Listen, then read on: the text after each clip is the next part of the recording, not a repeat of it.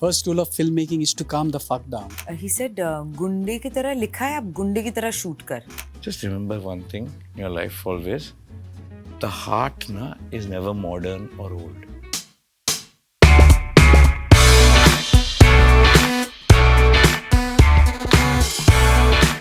Sujoy, Konkana, Balki, Amit, and Ashi, the producer that strings all of them together. Welcome to Film Companion. I have thoroughly enjoyed your anthology, but this has to be a spoiler-free chat because it releases tomorrow. So first up, I'm going to ask you guys, it's been 5 years since we saw the first Lust stories come out. Do you think as an audience, our appetite for lust has changed drastically from then to now? Appetite for lust? On screen. I think it was more before because I think now we've got a lot of it there. But I think there was a lot more when there was complete starvation before. So the appetite was obviously more. Konkana? Appetite for lust. I think maybe now, it's like the depiction of it is more freely available and more accessible to more people. So in that sense, hopefully it's not such a, kya dikha diya? Hopefully. Yeah. So some sensationalism can come down. But when you interview actors, they often say that the love-making scenes are the most technical, and I get that. But as directors, what really is the trick to authentically capturing love and lust on screen? Because you guys have done a really good job with that. Konkana? I'm going to start with you, Sujoy, because you literally got your co-stars to fall in love while at it. He's saying I did. I didn't know that. No.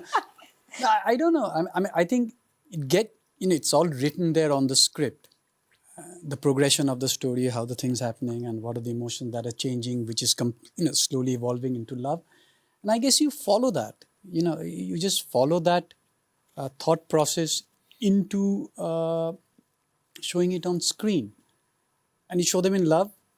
Earlier days, what did we do? We had 2 flowers. Now we don't need 2 flowers anymore. Like Konkana said, we are all used to it. We are not that shocked by the thought of lust or anything. If the actors are comfortable with each other and they're good actors, I don't think you have a problem at all. If it's too mechanical, I mean, yes, we have intimacy directors today. We have those kind of things which are important. But the fundamental thing is for the actors to understand that scene and be very comfortable with each other doing it. A lot of times it doesn't come through very authentically. Number one, because I think we as a country and a filmmaking unit are not comfortable shooting lust because the kind of people who are all around you, you feel a little kind of a thing there. And actors also a little sensitive. But more and more I feel that people are getting to understand the thing really well and they are comfortable with each other. In fact, they do have a chat with each other and they kind of, do it a lot more professionally without losing the instinct of it. Otherwise it can just become cold and clinical because it is in the rawness sometimes the beauty comes out. Yeah. So what do you do as directors then to make sure it doesn't get cold and clinical? So I think first is when you're writing the story, the script, and when you're narrating the script to the actor, I think we as directors we all have to be very open about it. This is what the whole film, this is what the whole story is all about, and ultimately actors, for them also it's a job. But at the same time, that feeling needs to come on screen.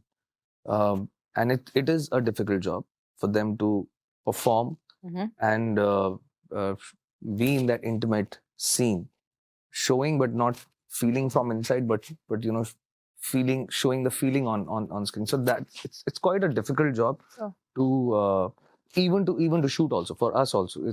But if we do it with a lot of love, shooting lust with a lot of love, I think that comes out natural, that comes out nicely for the film. So yeah, it is important because I think you also deal with a lot of stars today who've got images, who've got a certain image, got certain fans who don't want them to do certain things.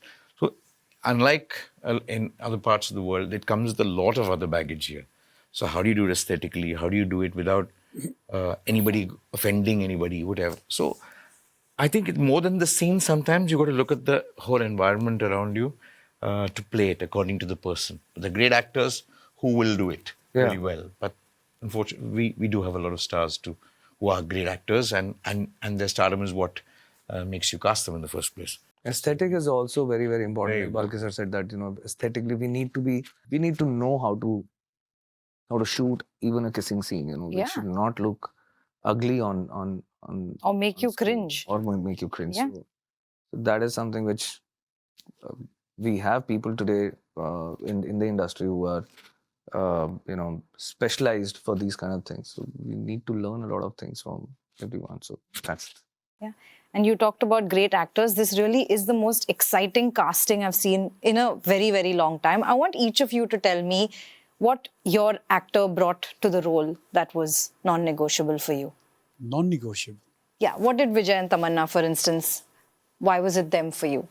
When you're writing the story, you tend to form an image of the people that you're seeing as your characters. And I think Vijay and Tamanna kind of looked like those two characters that I was writing. And when they look like what you have written them as, for me, 50% of my battle is won. And they're great actors, It's just like, you were asking about how do you make lust and love authentic. And I think one of the things that you do there is to develop a certain amount of trust between the actors and yourself. They need to trust you. They need to know that you're not going to abuse them in a manner they wouldn't want to. You won't exploit them. And similarly, I need to trust them that if I give them my characters, they're going to take it to another level. So that's the give and take. So I give them my characters, they take it to another level. I maintain their trust and I don't exploit them on screen. Yeah, that's a That's how it beautiful happens. symbiotic relationship. Yeah. What about you, Coco? I'm thinking that with Tilottama, I find her very modern as an actor. She doesn't fall into like things that you've seen a lot, that like a very hackneyed performance, or where the notes a performance would usually touch. There's something very unusual and interesting she always gives me. There's something very international I feel about her, the way she performs. So that I was very sure that I wanted that from her, because there's some uncertainty there which I had wanted. And also that character was also a little not so clear to me also, in some ways. And I think Amrita, I had seen, both of them are fearless actors. So we were all on the same page about that. And Amrita had seen and I'd loved her work. I was floored by her work. But also I was so lucky because when we actually started working together, we had such a great understanding, and she's so intuitive, and we both of us were just like, sometimes I would want to come up to her to tell her something, and before that she's already done it. It was great. Yeah, no, she's terrific. Yeah. She's really incredible. So accomplished, both of them. What do I say? I mean, I think... I can't imagine the film without Neena Gupta, so let me start with saying that. Yeah, I think, I don't know, I don't know whether she's a contemporary performer or a old-fashioned performer or what she is. She is common sense personified, and she's like very open. She never professes to be modern or contemporary, whatever. She's just like that. And she's got a very desi vibe about her and saying the most profound things. She's always been like that. But I've seen her perform, of course, in his film, definitely. And even in Panchayat and all the stuff I've seen. She's an incredible actor. She did one thing, and she told me once, okay, I'm not used to playing this older Dadi. I said, what is this older Dadi? You're saying, you just be Neena Gupta, your hair will be a little whiter, that's all. She said, okay, fine. She came to the office. How she was struggling to understand. What are you struggling with dialogues? No, all that is beautiful. I know exactly what to do. So just 1 second. What do you want me to wear? I said, sari. What else grandmother will wear? Puja pan. She said, okay, can I go to the loo with the sari? She went to the loo. After 5 minutes, she came out. I said, I got the role. I said, how? She said, I didn't know how to walk like a grandmother, but I just wore my sari slightly higher, and I was happy I knew exactly how this role has to be pitched. I think it's beautiful. Mrinal and Angad I took for granted. I said, Angad, you're coming. 3 days we're having holiday and we're just shooting this entire thing. And that's it. I never told him what the role was, and he tried to explain what is the core of this character's meaning. If I knew, I would tell you. I don't know. We'll discover the depths of this later. Mrinal giggled all the way on a ride from somewhere to somewhere. She was shooting in Delhi somewhere.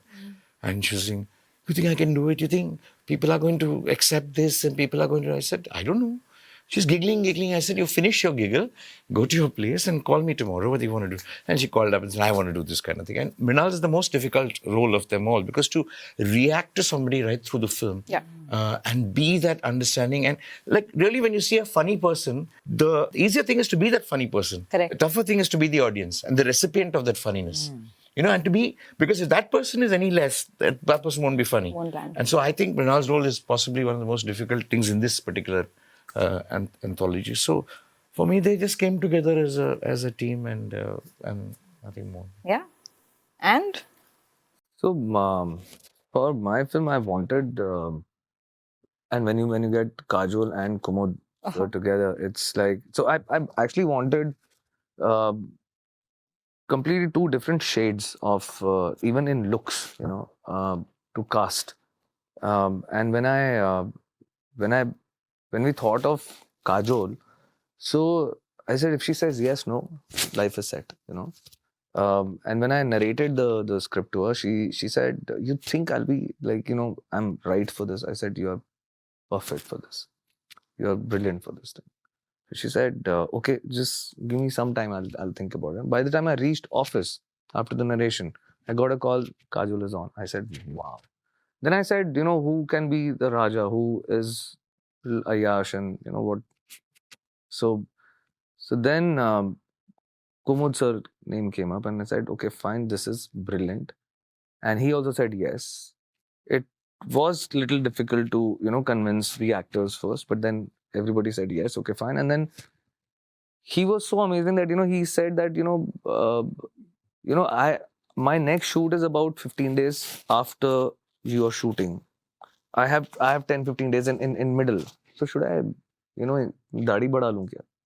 So I said, yeah, go for it, please. Let's see the look, So we had some 8 days in middle. And I saw his look. I said, wow, this is like brilliant, because the depiction of these two characters in the film is such that, which you will see when it is releasing. I will not talk much about this thing, but I think I got the perfect cast. And then we have Anushka, who's playing another character, very, very important character. So I think most important thing was that I want brilliant actors and who can perform and I can make people believe that हाँ ये वो लोग हैं, relatable लोग हैं. आप जो story देख रहे हैं, that is the story when you're watching a story, it's not a misfit. So correct. And the performers. So that was the main criteria, and you did well. Ashi, I want to bring you in here. Well, of course, I binged watched the entire thing. I also know that you can watch it individually and they'll stand as separate stories. How really did you go about maintaining the sur of the entire anthology? Just making sure that it was threaded together the way that it was. So, when you get 4 different voices Yeah. to talk about the same subject, and you are aware of the kind of filmmakers that you're working with, and you obviously know their work, and you know the kind of the kind of material they're going to put out there, whether it's lust, which can be sensitive. So you know that these directors will handle it very sensitively, and they have. And so, each director always brings his own voice to the same subject, and that's what's happened here. And when you get your team together, like they got their cast, when we got them together, we knew what each one of them is going to be able to, and when we know their scripts, we know what's coming, right? Yeah. And we know how sensitively they're going to put it out there without hurting or offending any sentiments, yet entertaining. So I think that's what they've done very brilliantly. And because we know the scripts in advance, we know how each of them stand out, but yet they're bringing something together. Yeah. So when you walk out, like I always say, when you walk out of an anthology, there is something for everyone. Like there is some character, hopefully, Will stay with you more between the 4 films, you'll be like, okay, that stayed with me or this stayed with me, and which is okay. Yeah. Because all 4 may not. And but if at least one character touches you out of the 4 stories, I think we're It's a in job well decent done. place. I'm going to ask the 4 of you some quick questions. I want to know from each of you one practical piece of filmmaking you've received from a fellow director that's held you in good stead over the years. Yeah. I've received, I don't know whether it's not advice, but I've taken it as advice. He goes through, I mean, I'm a little lazier when it comes to shooting. I say, if I see that thing up that mountain, I say, no, let's just do something else. But he will climb that mountain and he will take that one shot, which may or may not be in the film, but he will spend 4 hours doing that stuff. So I remembered him a lot while I was shooting something for Rajasthan this time. And I thought of him while climbing all those kind of forts every day and said, this guy would have done it.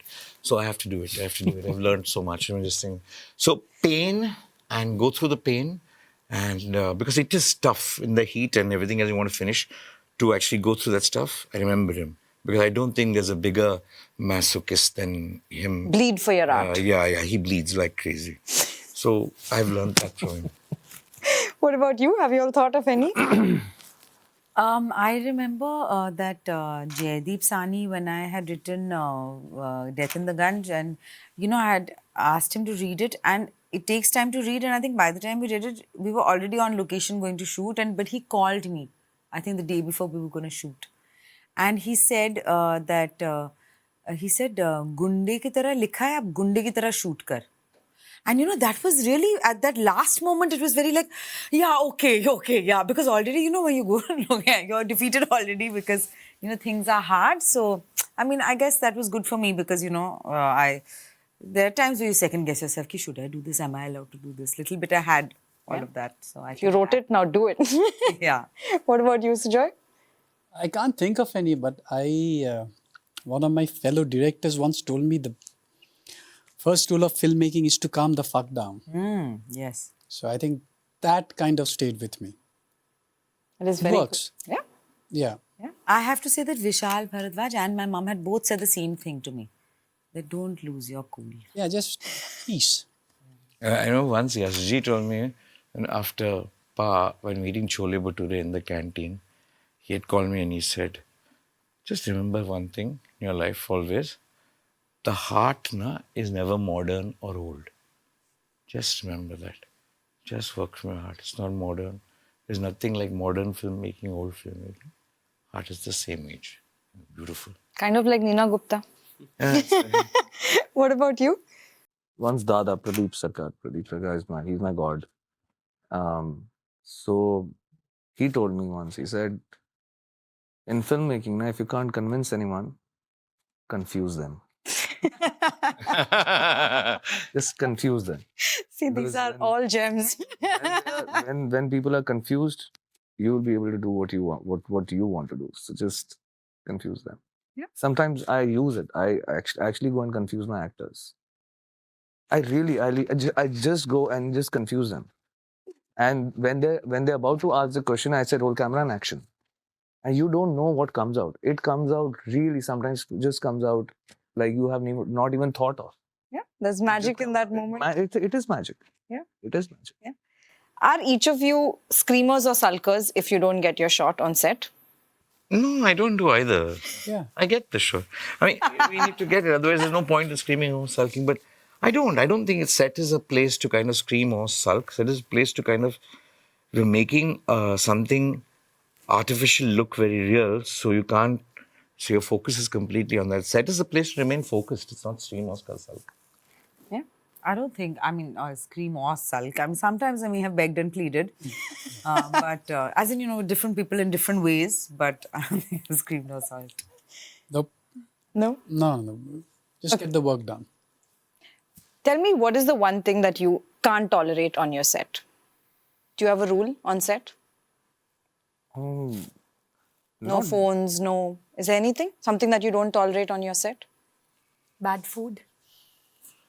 That's definitely one. I mean, bad food is not allowed. Never. Yeah, of course. That's wrong. That's just terribly wrong to have bad food on set. The previous question is that sometimes I scream. We all scream, but the scream is for we don't like to use mics, so we scream. I was just thinking that, if I say I don't scream, my people will be watching this interview and they'll say, oh, you do. No, my problem is opposite. When I scream, nobody's thinking of it as a scream. At least react to it, yeah. Because but I think one of the most important things on a set is respect.